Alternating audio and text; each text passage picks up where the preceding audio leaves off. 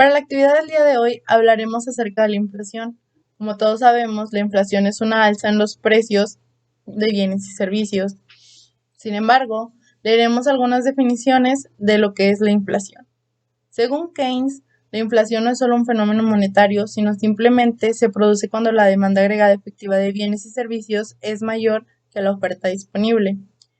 Quiere decir que la inflación está asociada a sucesivos aumentos de la demanda por encima de la oferta, y puesto que la demanda es superior a la oferta, los precios bajan. Según Banjico, la inflación es un aumento sostenido y generalizado de los precios de los bienes y servicios de una economía a lo largo del tiempo. Si todos los precios de una economía suben una vez, eso no significa que sea inflación. La inflación es la tasa de aumento general de los precios o del costo de vida en un país, pero también se puede calcular con un criterio más estrecho respecto a determinados bienes, como los alimentos o servicios, como un corte de cabello podría ser un ejemplo. Para esto debemos de saber que existen diferentes tipos de inflación. En este caso, únicamente abarcaremos 3 tipos de inflación, que sería la inflación moderada, la inflación galopante y la hiperinflación. La inflación moderada consiste en un incremento lento de los precios, tasas anuales de inflación de un dígito, precios relativamente estables, el poder adquisitivo no se ve afectado. Y un gran ejemplo de este es nuestro país, ya que tenemos oportunidades de ahorro e inversión. El número 2 sería la inflación galopante. Esta se identifica cuando los precios empiezan a aumentar a 2 o 3 dígitos, lo que significa en un 20% a un 100% al año. Este suele ser crónico y tiende a perpetuarse, de tal manera que va aumentando aún más a medida que las distorsiones económicas y las expectativas pesimistas se van acumulando. Por último, tenemos la hiperinflación. Esto ocurre cuando los precios incrementan más del 100% hasta llegar al 1000% anual.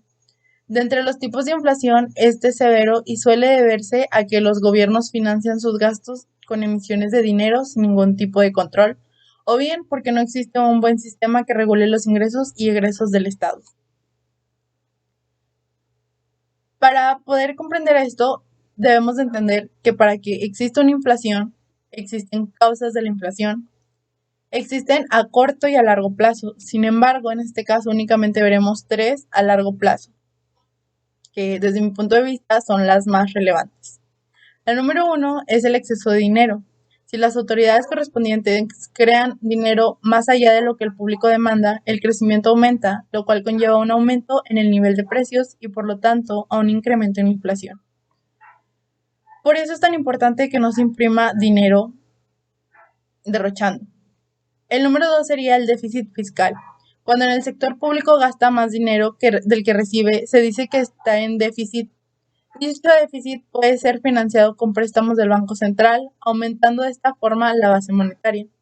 Ello provoca que haya más dinero en la economía y que se incremente el nivel de precios, por lo tanto aumenta la inflación. Y número 3, las políticas inconsistentes. Aun cuando las políticas para mantener el nivel de precios sean aparentemente correctas, existe la posibilidad de que algunas de ellas generen cierta inercia sobre la inflación. También tenemos los efectos que podría causar la inflación y hablaremos de 3. El primero es la depreciación de la moneda.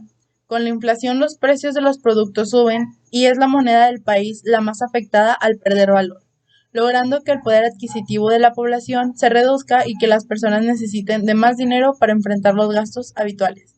Es por eso que con el tiempo se va haciendo más caro las cosas y no es lo mismo tener 20 pesos hace 5 años a 20 pesos en este momento. Número 2, la alza de salarios. Cuando existe una inflación, es normal que los salarios se ajusten a los nuevos precios, pero esto no ocurre con trabajadores de sueldo fijo, desempleados o pensionados. Y número 3, los préstamos se reducen su precio real. Al no aumentar los intereses, los préstamos son más baratos, pero el poder adquisitivo ha bajado por igual.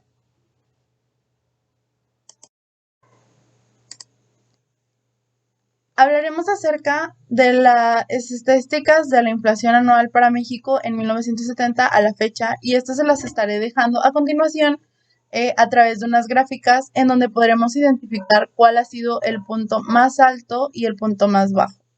En este caso, nuestra inflación más alta ha sido en 1987, con 159.17 de hiperinflación, ya viene siendo hiperinflación, y el 2019 tuvimos la más baja de 2.83.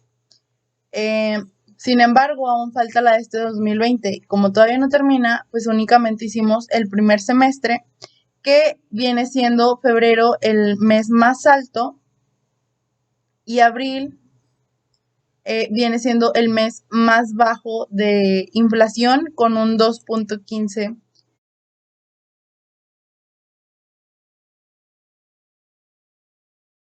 Concluir esta actividad, debemos de tener en cuenta que la inflación muy alta como muy baja, ambos extremos son malos. Por eso es importante tratar de mantenerlo entre 0 y 3% de inflación para que no tengamos inflaciones o deflaciones muy elevadas.